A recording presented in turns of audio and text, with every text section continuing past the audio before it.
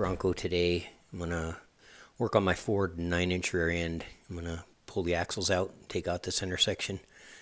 Actually, that's the only way to get the center piece out, is to pull the axles. I just really wanted to drain the fluid. There's no drain plug, though, in the Ford 9-inch rear end, so got to pull the axles and I can do a quick inspection on brakes and seals and bearings and whatnot. Hi, Hazel. Did you come to help work on a Bronco today? Huh? Did you? Do you want to help me today? Okay. Oh, does that mean no? You're leaving? Are you going to stay? Okay, goodbye.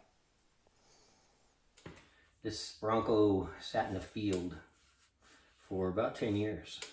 Cover on it for some of those years, but you can tell with the surface rust you see that it sat for a while.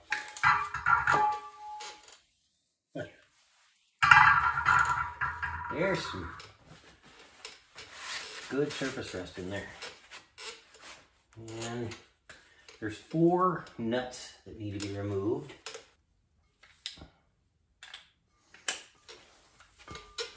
I've already taken the drive shaft off so I can rotate the axle. And this hole right here gives me access to the 4 nuts. Give it a wheel.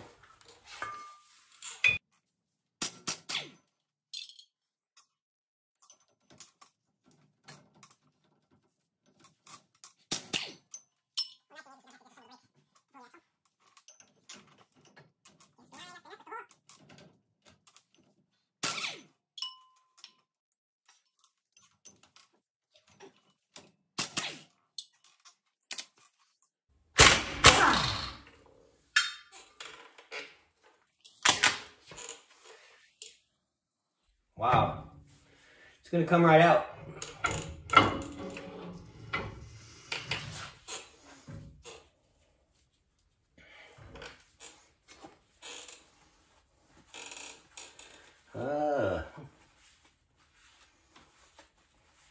Bearing turns pretty good. Anyway, I'm gonna remove this all the way.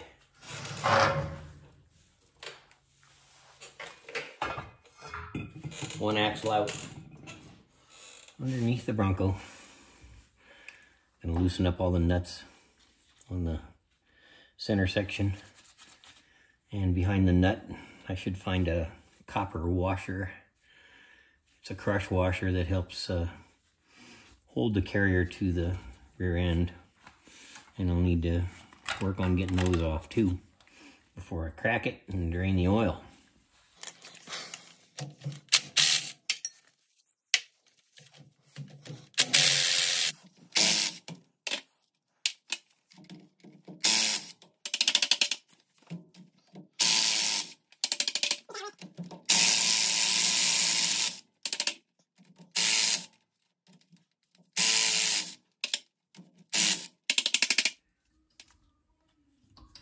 And you can see these little copper washers I was talking about. Sometimes you can walk them right off.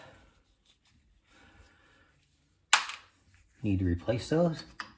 Sometimes they're mashed in there and you got to use your chisel to loosen them up to get them off.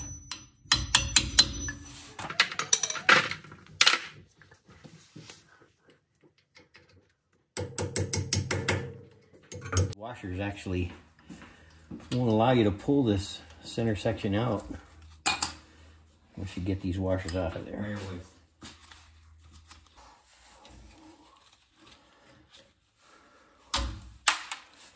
All right, I've got all the copper washers off. Some of them were quite challenging. I actually put a couple nuts back on up top here so I can try to separate and drain this unit out. So with a sharp chisel, see if we can get this thing loose.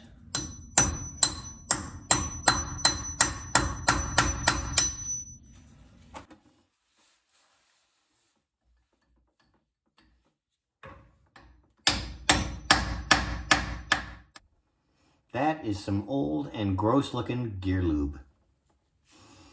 Wow.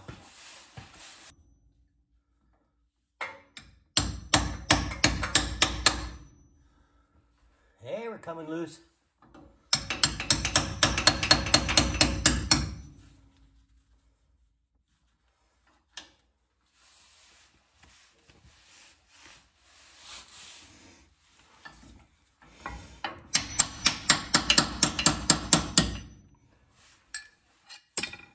There we go.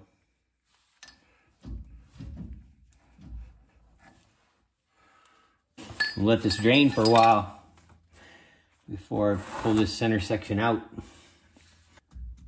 These center carriers weigh about 70 pounds, so they're not real fun to get out of there. You gotta make sure you've got a good hold on it and don't drop it on your hand or your head. That wouldn't be good. Maybe I should go get my strong son and let him get oily and take it out. I've got an upside down bucket. It's gonna help me support this when I get it pulled out.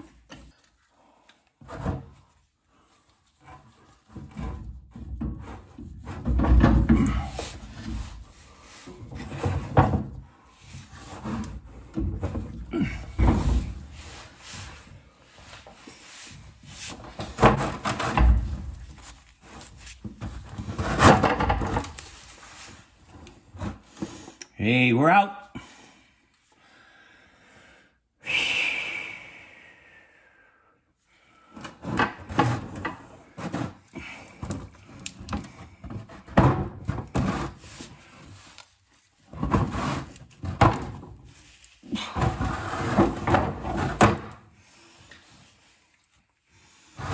All right.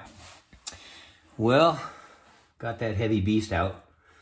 I need to, looks like, remove a gasket, clean this up, and I want to scoop out some of this oil, dirty old oil that's in here, and get this cleaned up before I put it back together. I'm under here working on this gasket that is severely stuck. Scrape it off with a razor blade scraper. And I can't believe how much more oil I got out of the rear end after elevating the tubes and draining each side and then scooping out the extra oil out of there. So on this little metal bucket that works pretty good for keeping all the gears clean while I scrape and wire wheel. Well, after a couple hours of cleaning, scraping, degreasing, brake clean, wire wheel, sandpaper, I've got this and my drive shafts pretty cleaned up, and I've given them, this is a second coat of an epoxy black gloss paint. I'll give them one more coat, call it good, and we'll bring them back inside and get them installed. I decided to clean up and give a coat of epoxy paint to the rear hubs as well, so I can make everything look real nice. Put the center section back in, and I'm using a lube blocker gasket. If you've never used one of these before, they are a little pricey, but I've never had one leak, and they're sure a lot easier than using RTV. And I've heard people complain, they say they don't line up, but on the Ford 9-inch, if you get this lube blocker label over on the passenger side of the vehicle, it lines up perfectly. So, got everything cleaned up. Gasket surfaces are clean, and getting ready to slap this center chunk back in there. Well, torque specs are 35 foot-pounds, and lube blocker gives you this nice little diagram for torque spec order. That's pretty nice. All right, all in, all torqued down, and while I had it on the workbench, I also put a new rear seal in right here. I noticed it was leaking there, so ready to fill it back up. Fill plug over on this side. Getting ready to put these axles back in, And I've already cleaned these up real good and cleaned up the race and inside here. I like to put a little grease in here in the race first before I insert the axle. And get this thing back in. Being careful not to ruin the seal.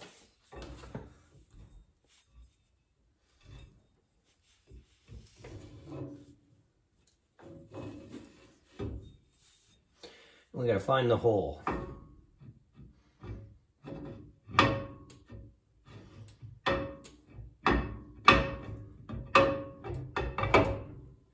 And get it lined up just right so it slides in. Just like that. And get this thing attached back to the backing plate. There we go.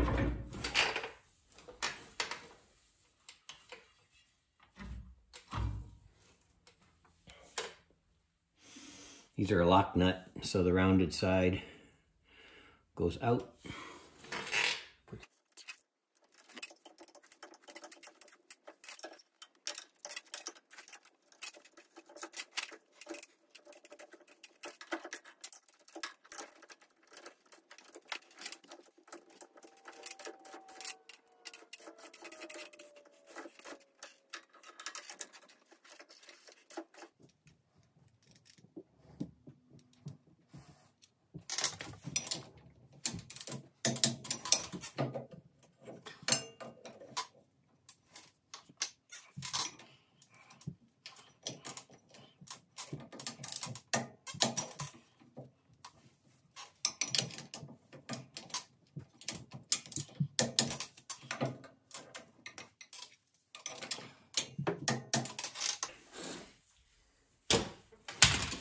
Okay, I'm gonna go to the other side. I did not replace the bearings or seals. Bearings seem good. Seals are not leaking. So I'm just putting it back in. Down the road, when I do a complete restoration, I'll probably end up replacing bearings and seals. But right now, I'm putting it back in. There's a small groove on this where the backing plate attaches. That groove goes down. And then we want to make sure we don't destroy the seal when we're putting this back in. Get it lined up and slide it into place. Just like that. I like to put them on with my fingers first. So reach behind the axle. Make sure I'm getting them on before I put a ratchet on them. I won't cross thread them that way.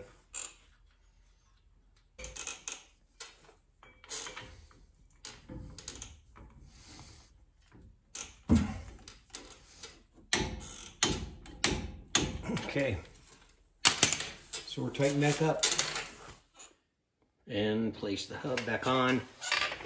And time to fill it up. You can see the drain plug. We fill the fluid up so fluid just starts running out the bottom of that plug.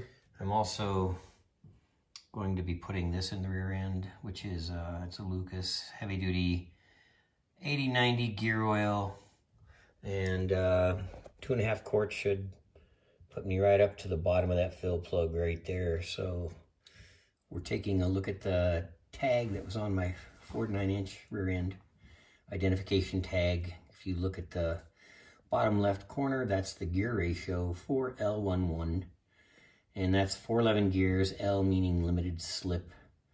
9 in the center there is a 9-inch ring gear. In the top left, that WER, that's a decade code, meaning this thing was built between 73 and 79. I think that, I looked that up, I think that's what I found out. So those bottom numbers, 6970, that's factory code.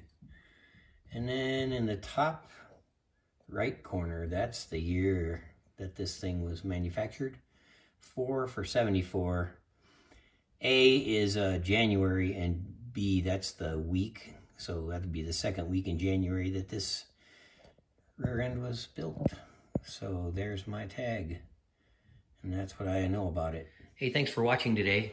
I did want to show you how difficult it is to change the fluid in your Ford 9-inch rear differential. It's quite a bit of work, but worth it because it's a great tough axle.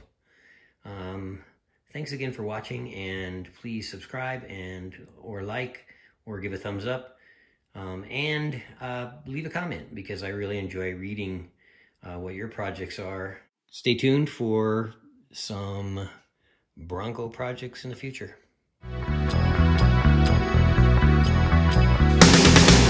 Whoa, whoa.